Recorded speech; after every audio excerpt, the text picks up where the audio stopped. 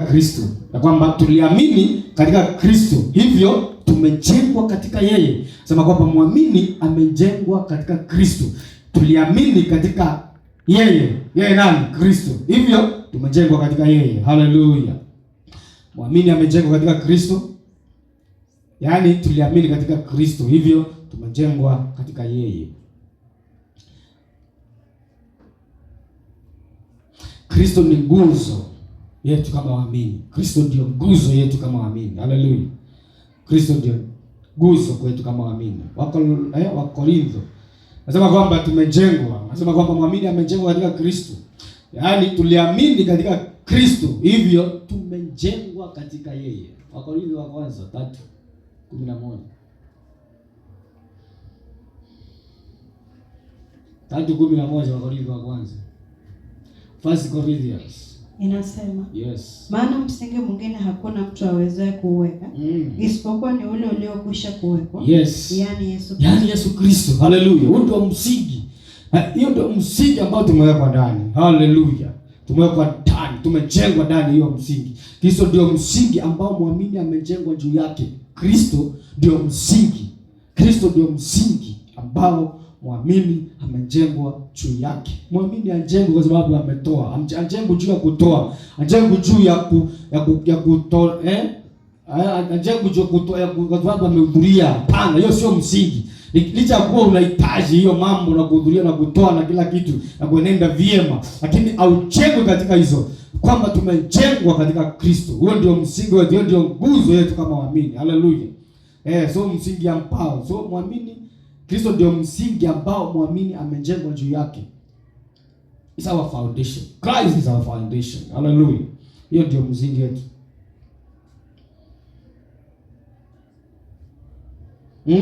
So kama tumejengwa ndani ya Kristo ama katika msingi huu wa Kristo, itakuwaje usikie mtu akisema unaweza poteza wokovu?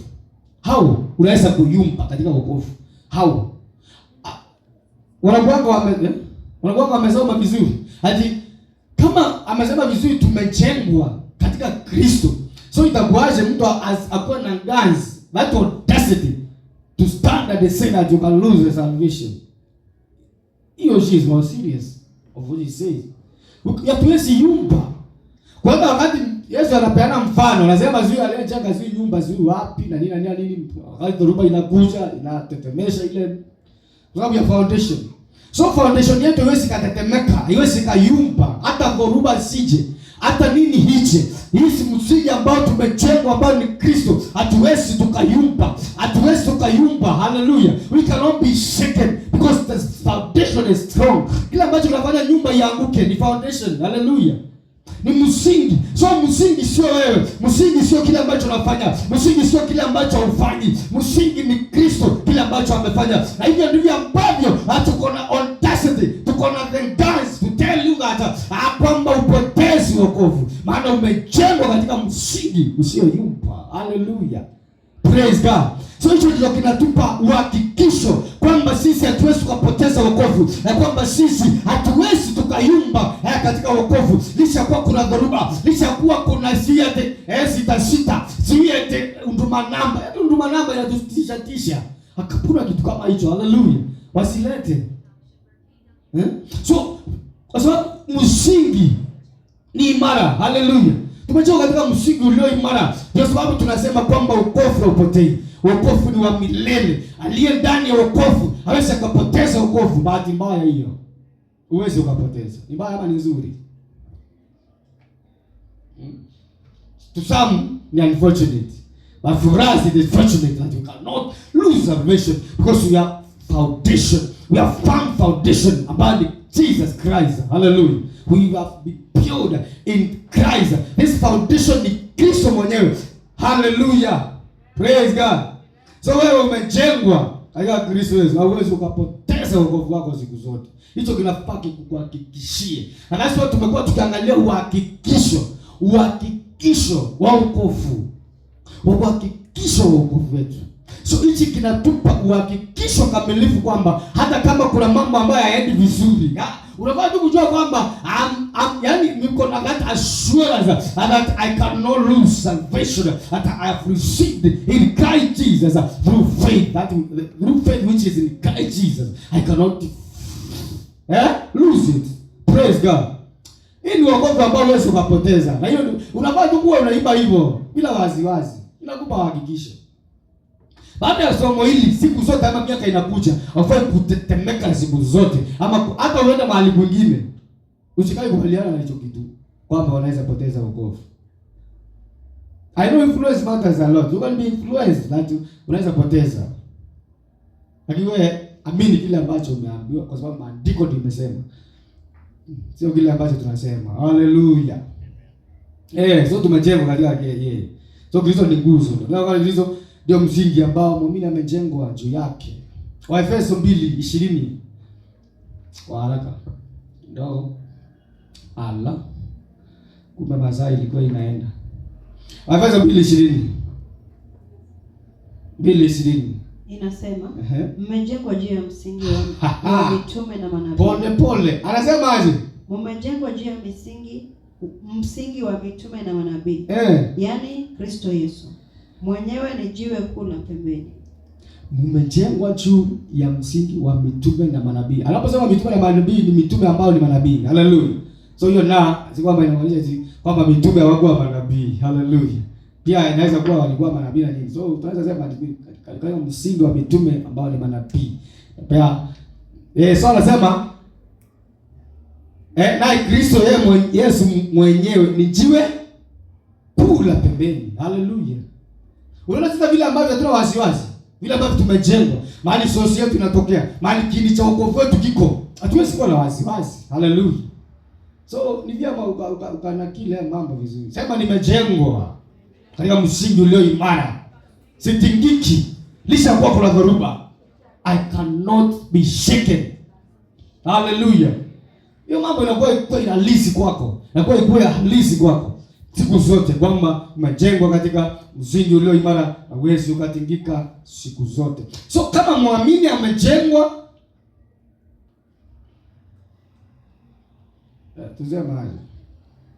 So ukishajengwa juu ya Kristo, hata hizo pepo ama hizo dhoruba haiwezi kukuangusha ama huwezi ukaanguka. Nasema kwamba ukishajengwa juu ya Kristo, ukishajengwa juu ya msingi huu ambao ndio ni Kristo, ambao ni Kristo, hata ile upepo ya namna gani, hata hiyo dhoruba gani, hauwezi ukaanguka. Hallelujah.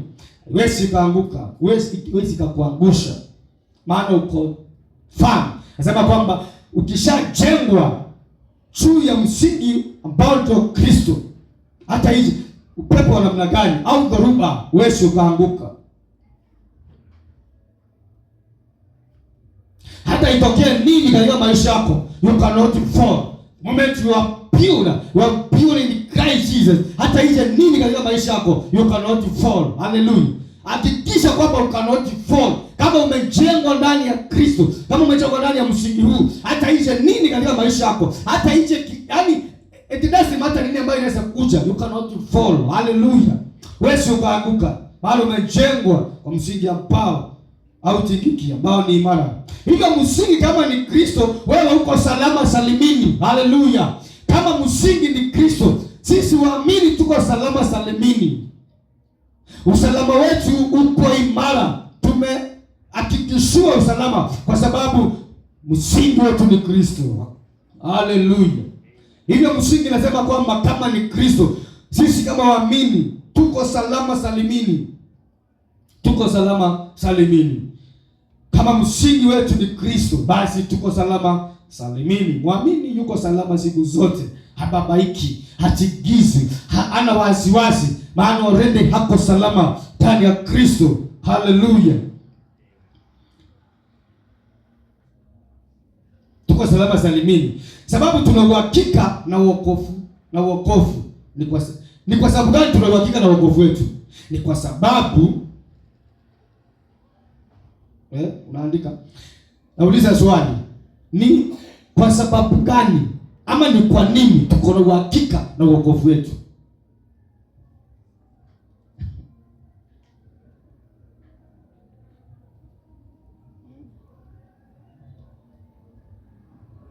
ni kwa sababu gani tuko na uhakika na wokovu wetu?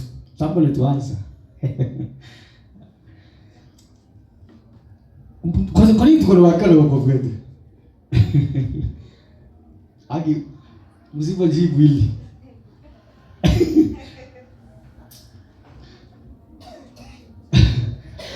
Why are we sure of the salvation we have? Why? Why are we sure of the salvation we have? Yes, Brother Milton. Tunaelewa Mungu. Yes? Wow. Kwa sababu ya msingi ambayo ni Kristo. Hallelujah. Hicho ndicho kinatupa uhakikisho. We are sure of our salvation because foundation is Christ. Hallelujah. And it is firm. Praise God. So tunasema kwamba ni kwa sababu ya Kristo. Kila ambacho kinatupa uhakikisho wa wokovu wetu ni kwa sababu ya Kristo kama msingi. Hallelujah. Sio kwa sababu yetu sisi. Sio kwa sababu yetu sisi.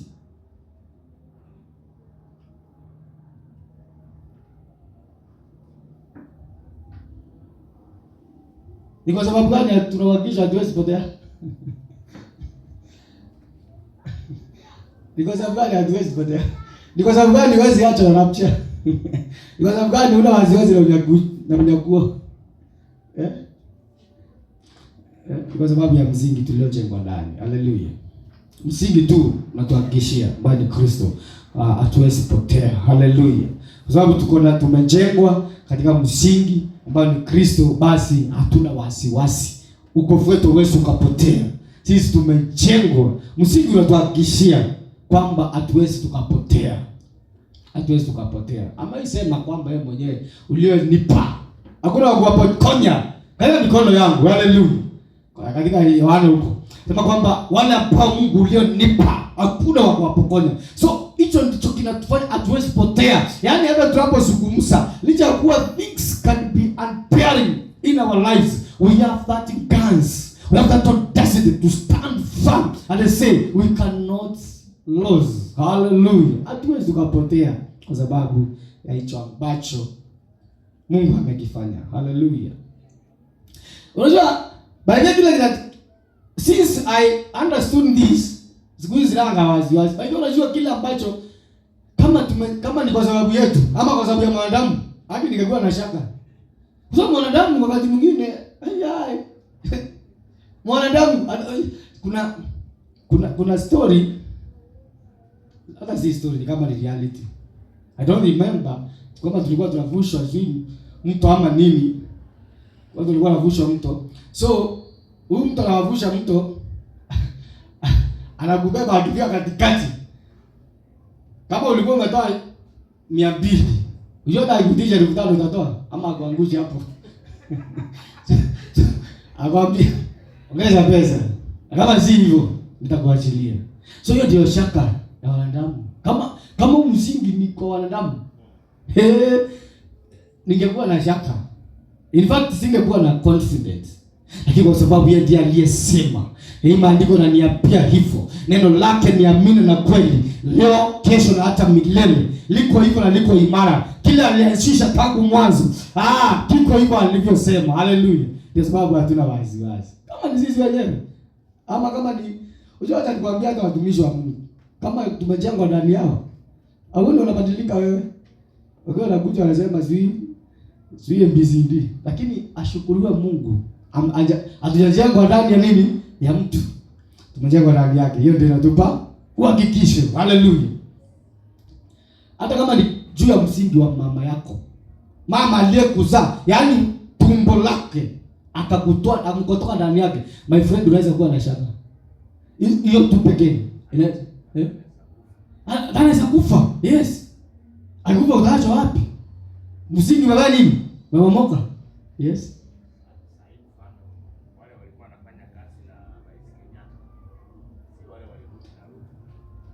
Walitolewa kwa sababu msingi wa nini? Kwa sababu msingi umeyumba. Hallelujah. Msingi uliyumba. Wale ambao walikuwa kwa koti ya Right Honorable Raila Amolo Odinga wameyumba. Angalia tu wanayumba kisiasa kwa sababu msingi haupo tena. Akina Wanga wameshikilia matumbo hivi. Gladys Wanga, Omampe, county governor. Huyo anashikilia matumbo. Na ndio unaona Sifuna anajaribu kujitetea. Si mjinga wakiwa na akina Babu. Wanajua msingi umeondoka. So they are trying to create another body. To have another foundation. Don't they are fools. Wanajua chenye wanafanya. Bana wanajua msingi the moment umeondoka. Sisi tukwisha. So they are trying kutengeneza kama msingi mahali. Hawakoi. Bada kama unataka kujua sasa what we mean. Wakati ambao tunasema kwamba msingi uko imara. Angalia saa hii. Hii scenario ya Raila. Wale ambao walikuwa nyuma yake na wanakuwa na confidence. They are not speaking. They are not talking. Because msingi unayumba. Hallelujah. So wokovu haukutegemei wewe, bali unamtegemea Mungu. Wokovu haukutegemei wewe, bali unategemea Mungu. The salvation we have does not depend on us. It depends on God. Wokovu haukutegemei wewe, bali unategemea Mungu. Ama unamtegemea Mungu.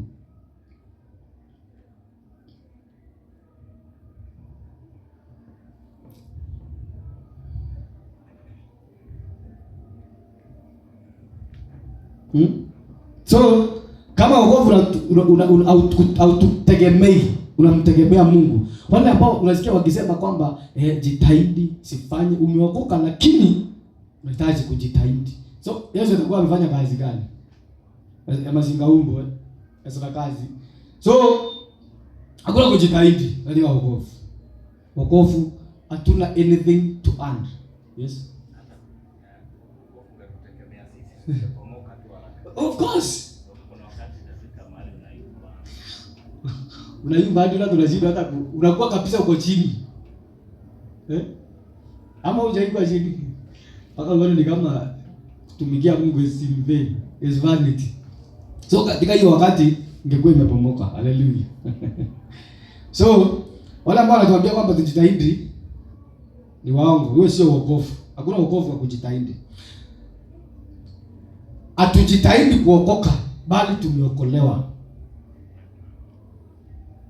Hatujitahidi kuokoka. Ama hatujitahidi tuokoke. Hatujitahidi tuokoke, bali tumeokolewa.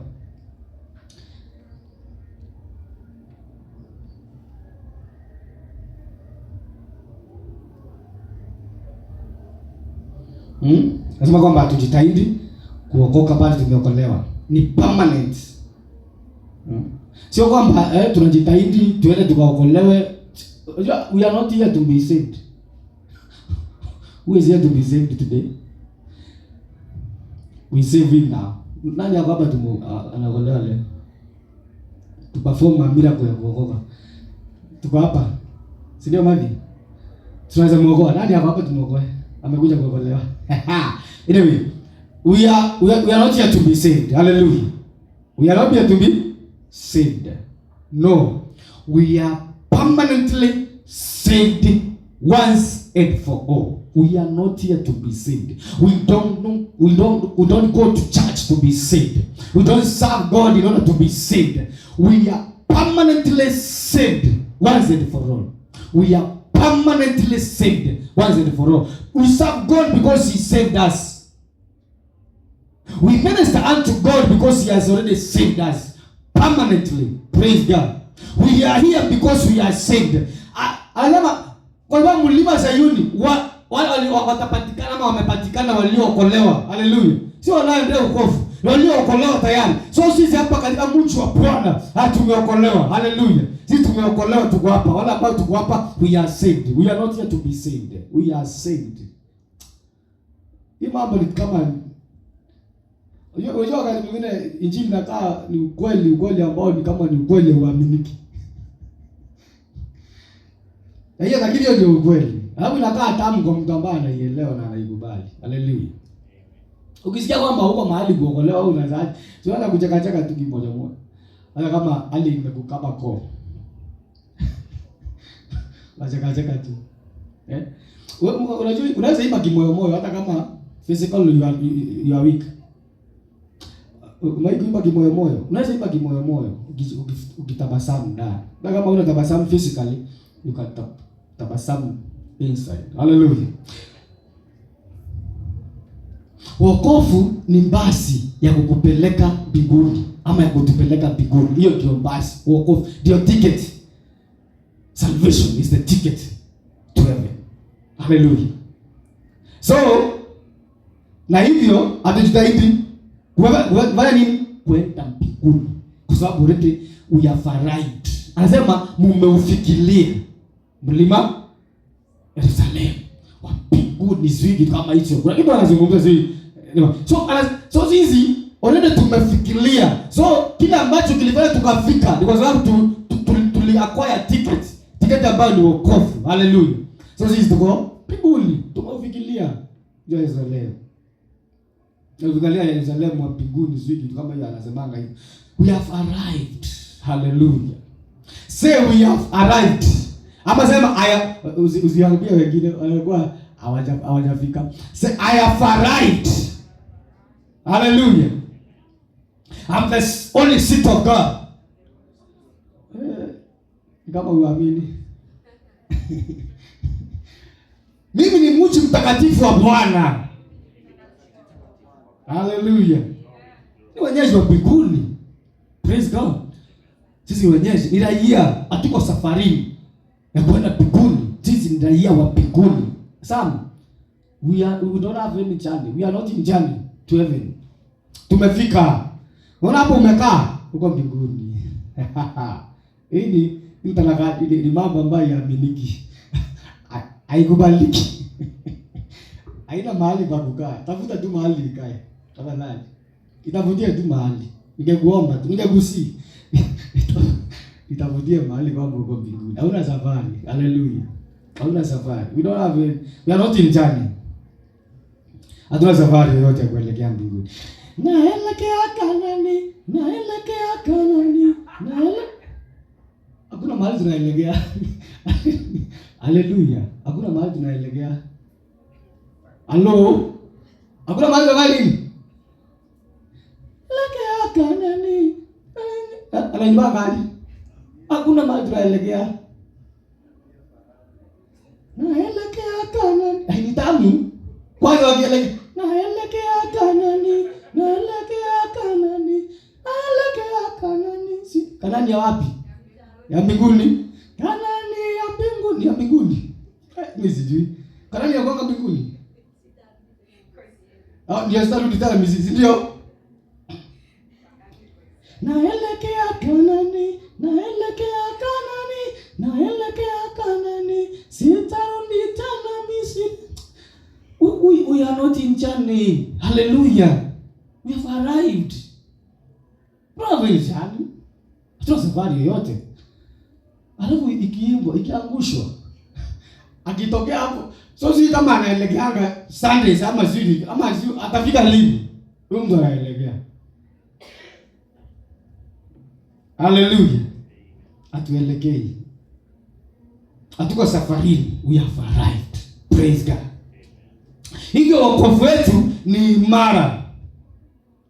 Wokovu wetu ni imara. Asili yetu ni imara katika Kristo. Asili yetu ni imara katika Kristo. Maana tumejengwa katika msingi ulio imara. So nasema kwamba wokovu wetu ni imara. Asili yetu ni imara. Kwa sababu tumejengwa katika msingi ulio imara ambao ni Kristo. Hallelujah. Kama hujaandika nasema hivi. Wokovu wetu ni imara. Wokovu wetu ni imara. Asili yetu pia ni imara. Kwa nini ni imara? Ni kwa sababu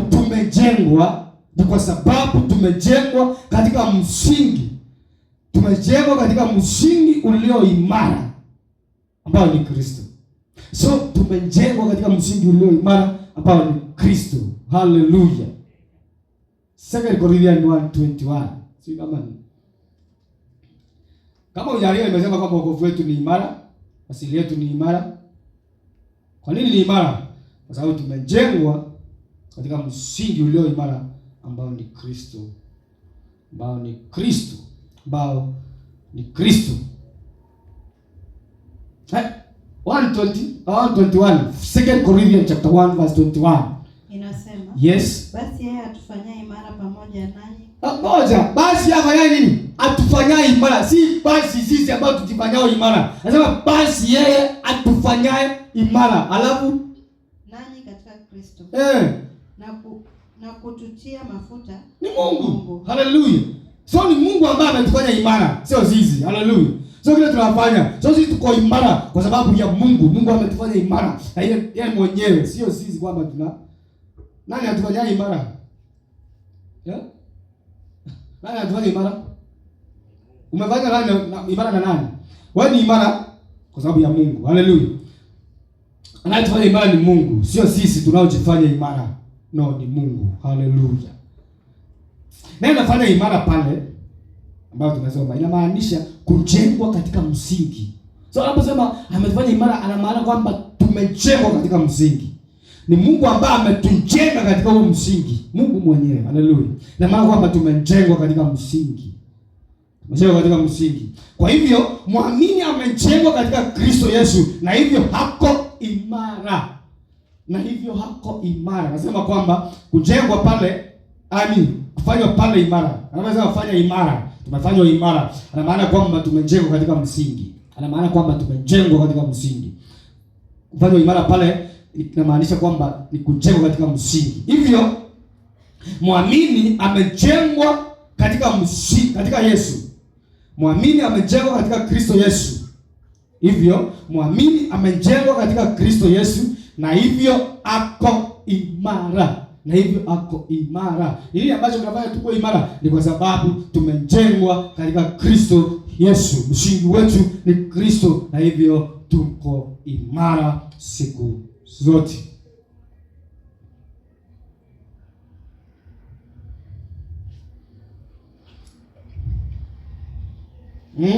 Tumejengwa imara. Tumejengwa katika mwamba. Tumejengwa katika mwamba ambao ni imara. Hallelujah. Inashangaza, sometimes people even sing mwamba.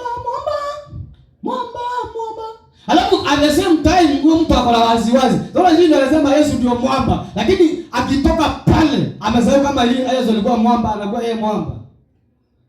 But from today I want you to understand that whenever you sing a song, understand the message in it. Alafu ukisha understand the message in it, kama ni ya kupokea ipokee, kama ni ya kuchilia acha nayo, weka huko. Kama ya mwamba, mwamba, Yesu ndiye mwamba. Mwamba,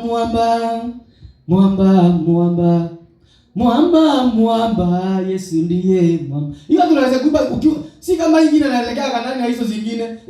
Hii unafaa kuimba kwamba kwa sababu wewe uko katika mwamba, umechagua katika mwamba ambaye ni Kristo Yesu. Haleluya. Mwamba wa wokovu. Yesu ndiye mwamba. Mwamba, Yesu ndiye mwamba. Imba mwamba, Yesu ndiye mwamba.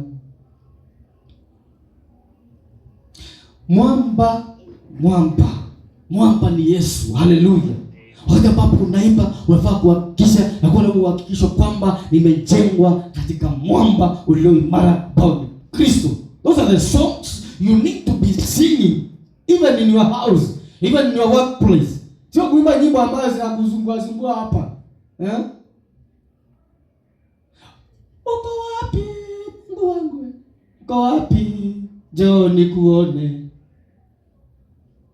Mawimbi yanataka kumaliza. Uko wapi? Njoo nikuone. Those are songs.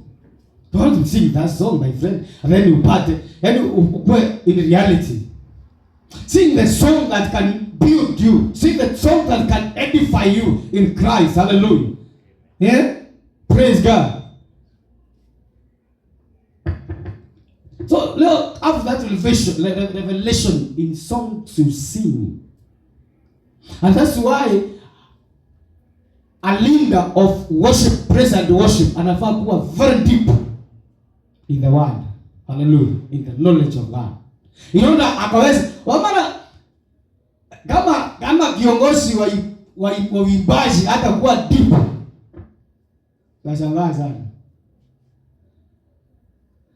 Wanashukuriwa Mungu.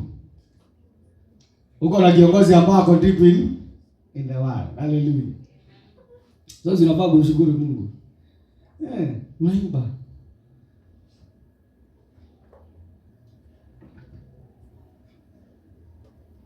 Mwamba ni Yesu. Hallelujah. Yes. Na siku kiongozi. Wawe na mchungaji ambako tifu, kwa sababu kiongozi akiwa tifu na nyimbo akiimba mchungaji atakazwa. Even hata nimesahau, I'm really sorry. I wanted to say that any leader, a worship and a president worship, anafaa kuwa very very committed to his or a pastor kwa kila ambacho anafundisha. Hili kwamba anapoimba zile nyimbo zinaandamana kile ambacho mchungaji wake anafundisha. Maana umekuja hapa ukaanza kuimba sasa nyimbo zingine hapa. Kama gani? Siniambie. Wimba kama gani? You remember me, oh mighty God. Yes, wakati mwingine unaweza kuwa mahali fulani, unaweza wimba kama hiyo kumbukwe. To console yourself, lakini mara kwa Mungu amekusahau. Hallelujah. Sometimes unaweza kuimba kama hiyo, lakini si kumwabudu kwa sababu God cannot forget you. Hallelujah. Mungu anakukumbuka. Lakini sometimes you can sing it. Unajua kuna watu wengine unaweza kupigwa, kufinywa mahali. Unaweza kuimba nyimbo kama hizo. Unaweza jifariji tu, lakini usije kuimbia kwa ibada kwamba ya kumwabudu Mungu. Mungu hawezi kukusahau. Hallelujah. Praise God. Yeah? Usije ukaimba nyimbo kama hizo. So, lazima kiongozi wa uimbaji akuwe very committed, very sensitive katika mafundisho ambayo mchungaji wake anampa, ama wale ambao wako juu yake, ili kwamba anapoongoza kikundi cha uimbaji waimbe wakireflect kile ambacho kinafundishwa. Hallelujah. Wareflect kile ambacho kinafundishwa. Na pia yeye kiongozi maana akishakuwa yeye kuwa committed na acquire that knowledge, ule uimbaji utakuwa na glory of God. Hallelujah. Kwa tunaimba nyimbo za kututumbuisha. Usitumbuike kwa sababu wimbo inaweza tumbuisha. Tumbuika tu kwa sababu ya message that is in that song. Hallelujah. Usitumbuike tu kwa sababu ya dance, ya lyrics hizo kwa ndani na nini. Tumbuika kwa sababu ya message. Hiyo ambayo ina reveal the identity in Christ. Hallelujah. Hiyo inaweza tu kutumbuisha. Usitumbuike tu kwa sababu unatumbuika ama kwa sababu mwili unatingika. Tingika kwa sababu kuna message. Hallelujah.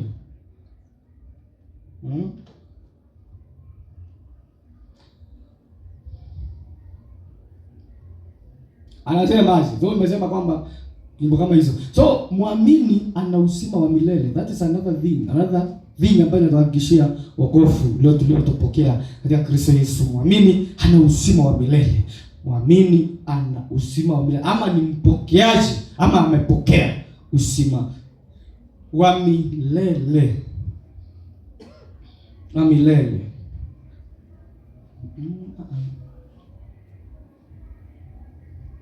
Amini amepokea uzima wa milele, ama ana uzima wa milele, ama ni mpokeaji wa uzima wa milele wa Mungu. Mpokeaji wa uzima wa milele wa Mungu, ama amepokea uzima wa milele wa Mungu.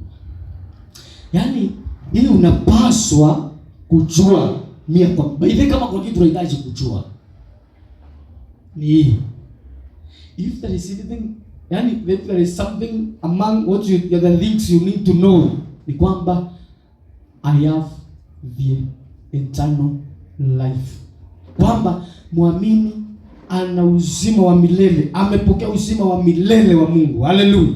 So hii unapaswa kujua kabisa kwamba muamini atafuti kuwa na uzima wa milele, bali anao. Yaani as a believer you are not looking or you are not seeking or struggling to have the eternal life. You have it, you own it. Kwamba muamini hatafuti kuwa na uzima wa milele, ama atafuti uzima wa milele, bali anao, yani ama anamiliki. It is something that already tumepossess. It is our possession. Vile ambavyo unaweza sema this is my phone, I can do whatever I want to do with this phone. By that one mtu anaweza niuliza, wala nikiangusha hapa, wala mtu anaweza niuliza, hii ni yangu. Utasikia tu, unajua wakati mwingine nikiangusha hii simu, utasikia tu ile nilidhia ama ile kama ai akanipea, lakini ni yangu. Naweza ifanya vile nataka. Wala kitu naweza nifanyia. So I possess it. Hallelujah. I possess it. So kile ambacho nataka kuwa nayo iko kwa mikono yangu, iko kwa mamlaka yangu. Praise God. So uzima wa milele it is in us. We are not looking for it to may possess. Yani just imagine when Mungu ni kama ni sehemu ya maisha yako. Yani you own God mzima. Hallelujah. Wewe ni kiumbe cha maana. Kiumbe muhimu. Hallelujah. So we have that, we have possessed the eternal life.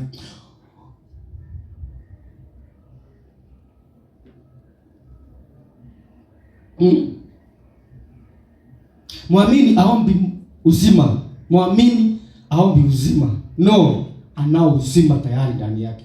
Muamini aombi uzima, bali anao ndani yake. Anao uzima. Anao uzima. Wa wiki ngapi? Anao uzima wa milele. Hallelujah. Sio wa wiki kadhaa, sio wa siku kadhaa, sio wa miezi kadhaa, sio wa miaka kadhaa. Ni uzima wa milele. Unajua, do you understand by the term milele? You know, sometimes when you hear some people preaching, unashangaa alisoma wapi? Anasema kwa maana jinsi hii Mungu aliupenda ulimwengu akamtoa mwana pekee ili kila amwaminie asipotee bali awe na nini? Na uzima wa nini? Wa milele. Sasa unashindwa, huyu mtu alisoma nini? Anaelewa milele ama nini haelewi? So hatuna uzima wa siku kadhaa, tuko na uzima wa milele. Milele ni milele. Na definition of milele is milele. What is milele? Milele is milele. Bila ukomo. Without an end. It does not end. Milele. Eternal. Siku zote. Hallelujah.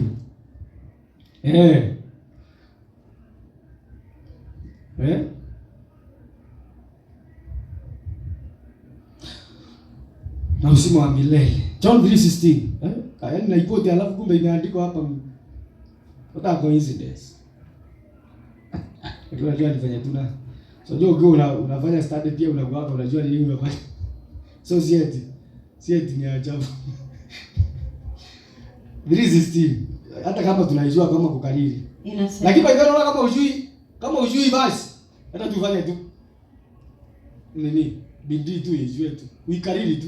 At least hata kama utajua kitu kile kwa maandiko. Uchoka hapo kwa uzima wa milele kwa sababu ya hiki. Wao umeamini. Hata kama utakijua Biblia mahali nyingine. Asema aje?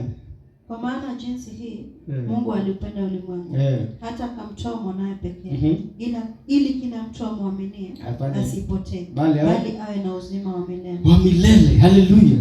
So ni uzima wa milele. We have the eternal life. So lengo la kumtoa mwanawe ilikuwa nini? Tusipotee, tuwe na uzima wa milele. Hallelujah. Hiyo ni swali. Lengo la kumtoa mwanawe ni hili kila amwaminie asipotee bali awe na uzima wa milele. Lengo la Mungu kumtoa mwanawe ilikuwa nini? Ilikuwa ni kwa sababu ama ni hili kila mtu amwaminie, hawe ni mchawi, hawe ni muachi, hawe ni nani, lakini kama amemwamini asipotee bali awe na uzima wa milele. Hallelujah. Maana uzima huu umeletwa kwa kila mtu, haijalishi hako wapi, anafanya nini, bali atakapoamini amepokea uzima wa milele. Hallelujah. So no boundaries about this. So lengo lake la kumtoa mwana pekee ni kwamba ili kila muaminie asipotee bali awe na uzima wa milele. Uzima uombe. Andika vizuri kama vile uzima auombe. Bali unafanya nini?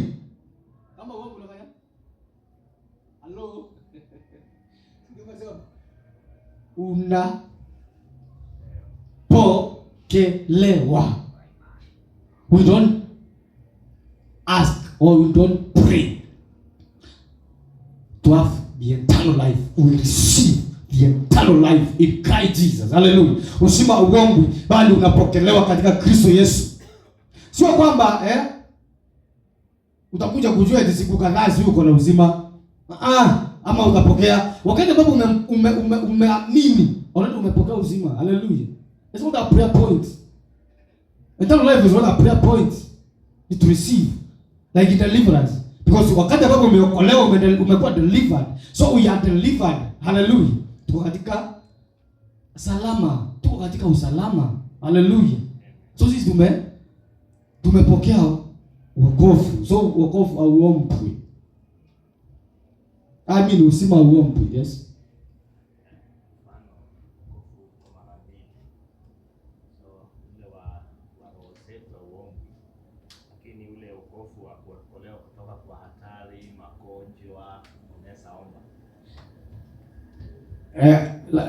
Na ningeomba sana tujue muktadha wa hii somo ambaye natirika nao.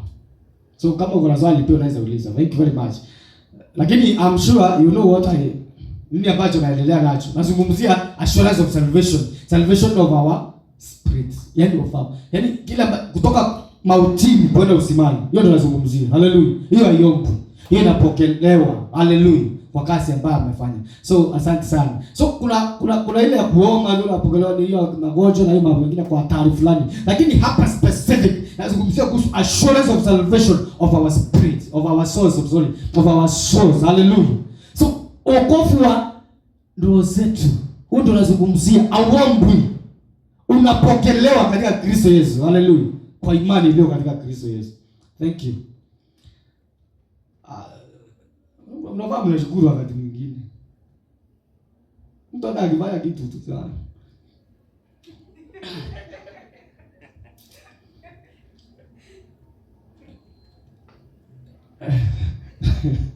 Ajua shukrani mzuri pia ina.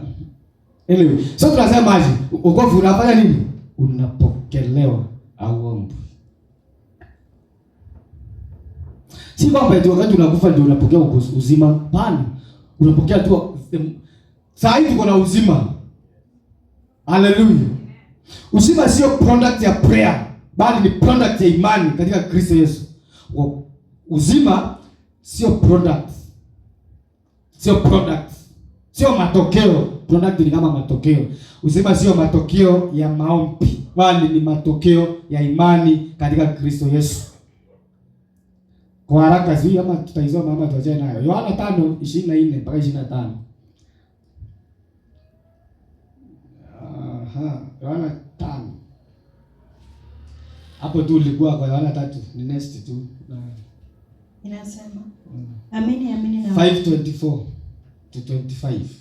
24 inasema amen nawaambia, yeye alisikia neno langu na kumwamini yeye aliyenipeleka hiyo na uzima wa milele, wala haingii hukumuni, bali amepita kutoka mautini kuingia uzima. 25 amini nawaambia, saa inakuja na sasa ipo, wafu watakapoisikia sauti ya mwana wa Mungu, na wale waisikiao watakuwa hai. Tumepita kutoka mautini na kuingia uzimani according to John. So tumepita, muamini amepita toka mautini na kuingia uzimani. Muamini amepita toka mautini na kuingia uzimani. Uzima wa milele maana yake hautakuja kukoma.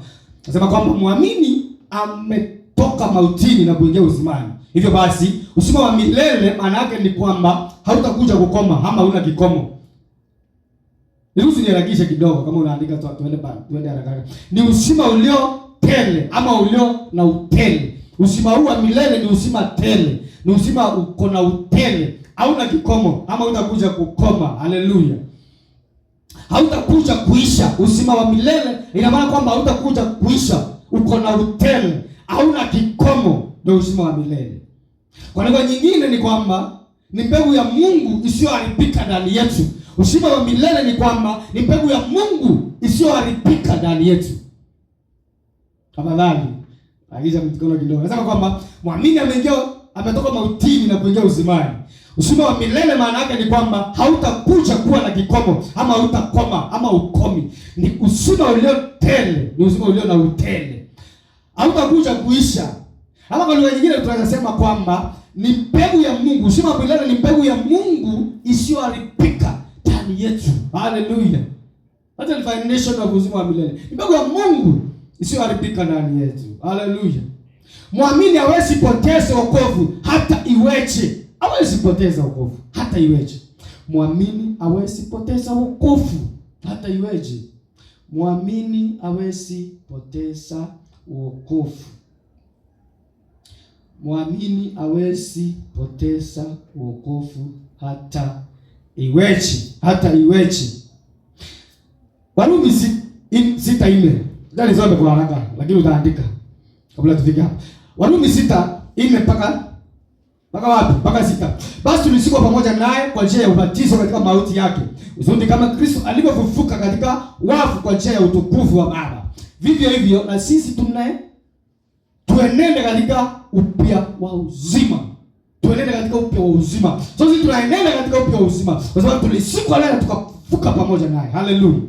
Kwa maana kama mlivyounganika naye katika mfano wa mauti yake, kadhalika mtaunganika kwa mfano wa kufufuka kwake. Hallelujah. So sisi tuliunganika naye wakati alikuwa anakufa, tuliunganika through faith in Jesus Christ. So mkichua neno hili ya kuwa utu wetu wa kale ulisulubishwa pamoja naye ili mwili wa dhambi ubatilike, tusitumikie dhambi tena. So muamini hawezi akatumikia dhambi tena. At all. You are not a servant of sin as a believer. Wewe unatumikia haki ya Mungu. Praise God.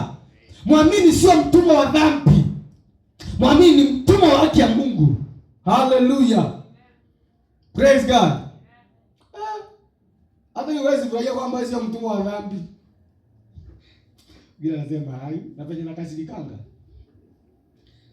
Na penye naisikianga uchungu.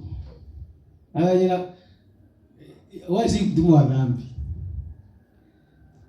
Waefeso 2:1-5 nasema, na mlikuwa wafu kwa sababu ya kosa na dhambi zenu ambazo mlisiendea zamani kwa kufuata kawaida ya ulimwengu huu na kwa kumfuata mfalme uwezo wa anga, roho yule atendaye kazi sasa katika wana wa kuasi, ambazo zamani sisi sote nasi tulienenda kati yao katika tamaa za miili yetu, tulipoyatimiza mapenzi ya mwili na ya nia, tukawa kwa tabia watoto wa hasira kama hao wengine. Lakini Mungu kwa kuwa ni mwingi wa rehema, kwa mapenzi yake makuu aliyotupenda, hata wakati ule tulipokuwa wafu kwa sababu ya makosa yetu, alituisha pamoja na Kristo. Yaani tumeokolewa kwa neema. Haleluya. Tumeokolewa kwa neema. So sisi tunaenjoy okovu. Tunaenjoy kila kitu kwa neema, sio kwa bidii. Praise God.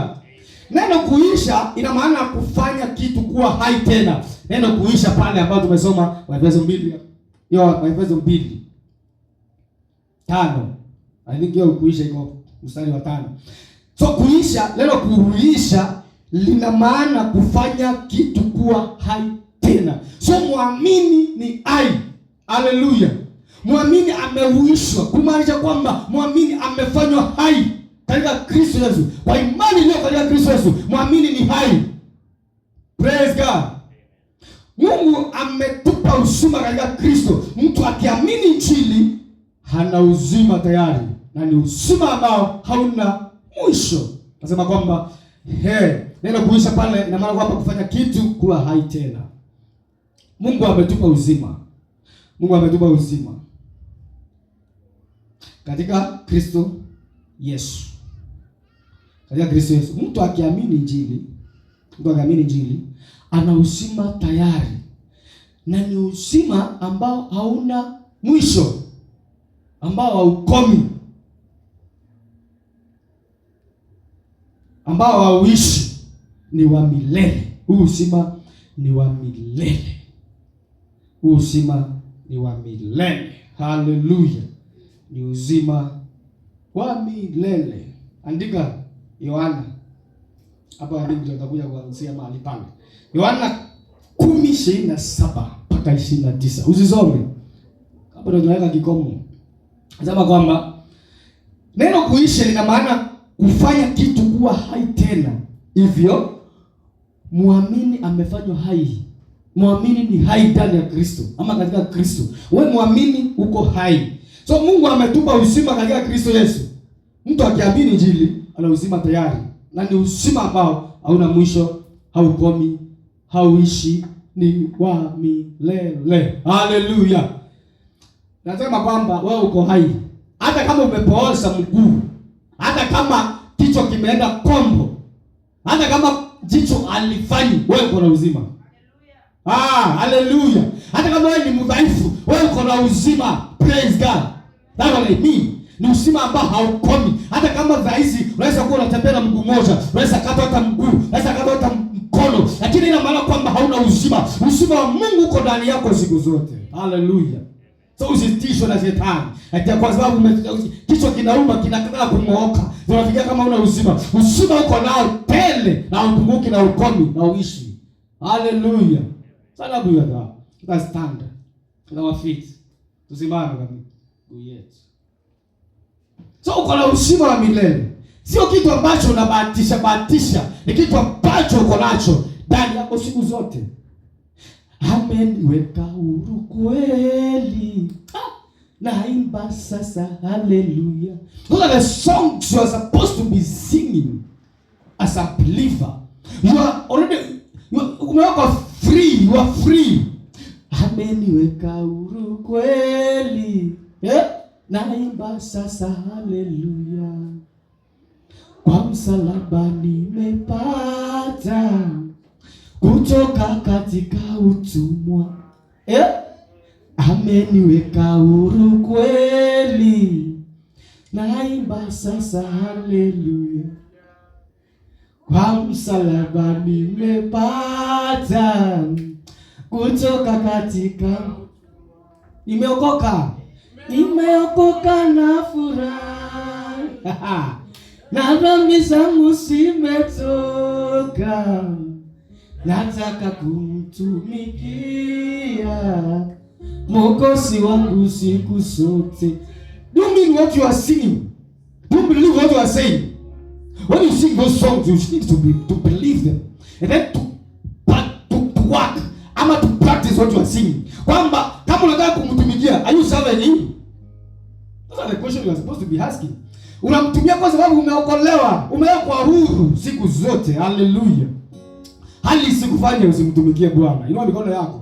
Sema na Bwana dakika chache. Mwambie Bwana akujalie. Kama unataka kumtumikia, maana amekuweka huru. Uko katika usalama wa Bwana. Yes, alama radosta kaparida. Lekapa jete di barosta. Wewe sauti yako ukimwambia Bwana niwezeshe, maana nimekwisha jua kwamba niko katika usalama, niko katika huru. I want to serve you. Masikini haitanizuia, hali hasitanizuia.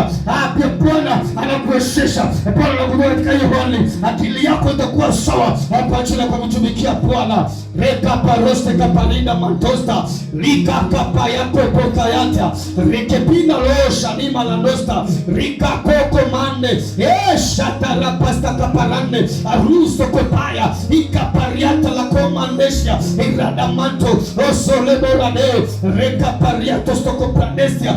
Bwana anatuwezesha kumtumikia, maana tumtumikia Bwana katika hofu, bali tunamtumikia Bwana katika imani, maana tuko tunasimama. Hatuko na uwezo wa kusimama, hatuko na ujasiri wa kusimama kamilifu mbele za Bwana. We are going to serve him. Kepeketesia ruka manto lanesia isha lagada bogo raka manto stakapariata. I pray and receive, and I am going to stand firm. And things and that's what we are facing. I will not make you not to serve God. A situation will not make you to not to serve God. Akapareka ikapariando stokopatia. A relationship asita kuzuia kumtumikia Bwana. Mahusiano ulio ndani hata kuzuia, maana Bwana anakuwezesha kujua mahusiano yatakayo kufanya ukuwe moto, ukakae moto siku zote. Bwana tunampokea kwamba siku zote Bwana unatujalia neema hii. Kako komande Zali Baba Stoko Pariata. Thank you, Father. We bless your name, we exalt you. Bwana nakutukuza, asante kwa ajili ya wema na familia zako. Asante Bwana kwa ajili ya neno lako. Tumelipokea Bwana katika usahihi. Bwana sindi kuwa edified in you. Bwana asante kwa ajili Baba yale ambayo unasindi kutenda. Baba na umekwisha tenda kwa ajili yetu na kupitia sisi na kwa sababu yetu. Tunakuinua, tunakutukuza. Asante Bwana kwa ajili ya kipindi ambacho tumepita cha neno lako. Tunakuja katika kipindi kingine Bwana, activities zote mahali hapa. Baba tunajua kwamba tunasiba kuelimishwa. Tunashindi Baba. Kuelimika zaidi na zaidi. Asante Bwana kwa kuwa Bwana umekuwa mwaminifu, umekuwa mwema kwetu, na katika jina la Yesu Kristo. Mimi naomba hata kuamini kila mmoja aseme amen.